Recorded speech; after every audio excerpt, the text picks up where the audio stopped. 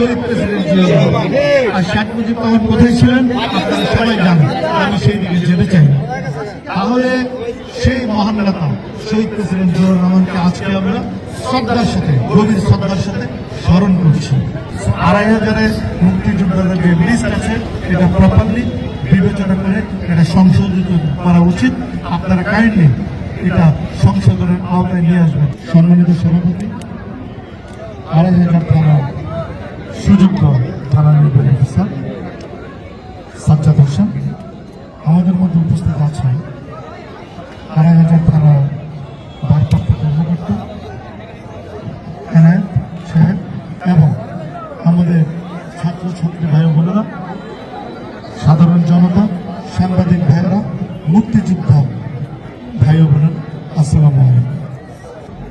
স্বাধীনতা দিবস অনেক একটি তাৎপর্যপূর্ণ দিন, এটা যথেষ্ট তাৎপর্য রয়েছে। আমরা ১৯৭১ সালে যে স্বাধীনতা অর্জন করেছি, এই দিনেই এই স্বাধীনতা যুদ্ধ শুরু হয়েছিল। বিগত দীর্ঘদিন সেই যুদ্ধের মাধ্যমে অবশেষে ডিসেম্বরে আমরা সেই স্বাধীনতা বিজয়ী হয়েছি, সেই স্বাধীনতা অর্জন করেছি। তো আজকের এই দিনটি আমাদের বাঙালি জাতির জন্য, প্রত্যেকটি বাংলাদেশের জন্য, আমাদের সবার জন্য অত্যন্ত তাৎপর্যপূর্ণ এবং খুবই ইম্পর্টেন্ট একটি দিন। ঠিক আছে ভাইয়েরা, আমাদের আজকে এই কথাটা আসতে হয়, যেমন আমাদের সভাপতি বলেছেন মুক্তিযুদ্ধ যারা করেছেন, আসলে এই মুক্তিযোদ্ধাদের প্রপার লিস্ট, এই ব্যাপারটা আসলে মনে হয় এখানে থানা নির্বাহী অফিসার আছেন, এখানে আপনারা একটু উপরের দিকে যাচাই বাছাই করে অবগত করে এই বিষয়টা সঠিকভাবে দেখা উচিত। কারণ বিগত ১৭ বছর অনেক উদ্ভাবন হয়েছে, যারা প্রপার মুক্তিযোদ্ধা না তাদেরকেও মুক্তিযোদ্ধা বানানো হয়েছে। ঠিক আছে, এমন লোকজনকে মুক্তিযোদ্ধা বানানো হয়েছে সারা দেশের বিভিন্ন জায়গায় দেখা গিয়েছে, যাদের মুক্তিযুদ্ধের সময় ওইরকম সময় নেই, মুক্তিযুদ্ধ করার মতো আমাদের টাইমই ছিল। যাই হোক, এরকম হয়েছে, সরকার করেছে। ২,৫০০ মুক্তিযোদ্ধাদের যে লিস্ট আছে এটা প্রপারলি বিবেচনা করে এটা সংশোধিত করা উচিত। আপনারা কাইন্ডলি এটা সংশোধনের আওতায় নিয়ে আসবেন, এটা আপনাদের কাছে আশা করছি। বিগত সময়েও আমি কয়েকটি প্রোগ্রামে দেখেছি এটা নিয়ে আলোচনা হয়েছে, সেই কারণে আমি আমাদের ট্রেনি সাহেব আছেন, এসএলএন সাহেব আছেন, হ্যাঁ, আপনারা এটা একটু প্রপারলি দেখবেন। Thank you. আসলে আরেকটা ব্যাপার, আমরা তো আসলে এখন মুক্তিযোদ্ধা যুদ্ধের মাধ্যমে বাংলাদেশের স্বাধীনতা অর্জন হয়েছে, আপনারা সবাই অবগত আছেন।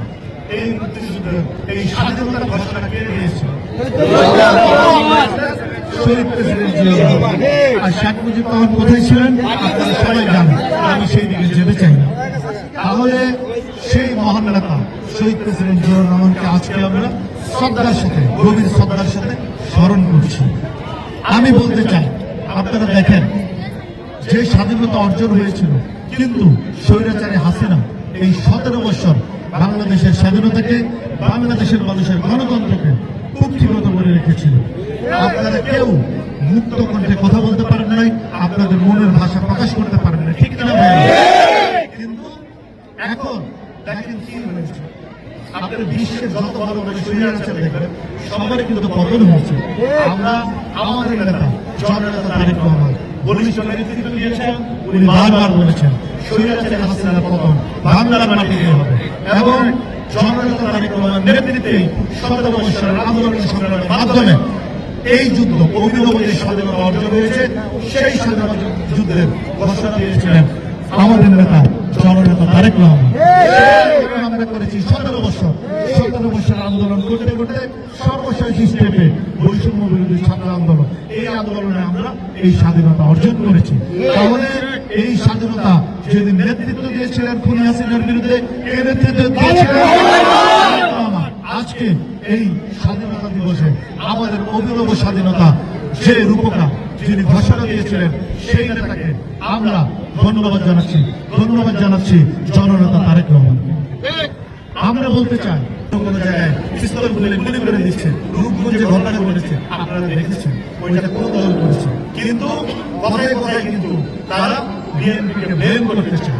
আমি বলবো আপনারা এই ধরনের ব্লেম থেকে বিরত থাকেন এবং নিজেদেরকে সংশোধন করার চেষ্টা করুন। এই 17 বছরে তো কাউকে দেখি নাই কোথাও, 17 বছরে কোনো প্রকার আন্দোলন সংগ্রাম যুদ্ধে আপনাদেরকে কোথাও দেখা যায় না।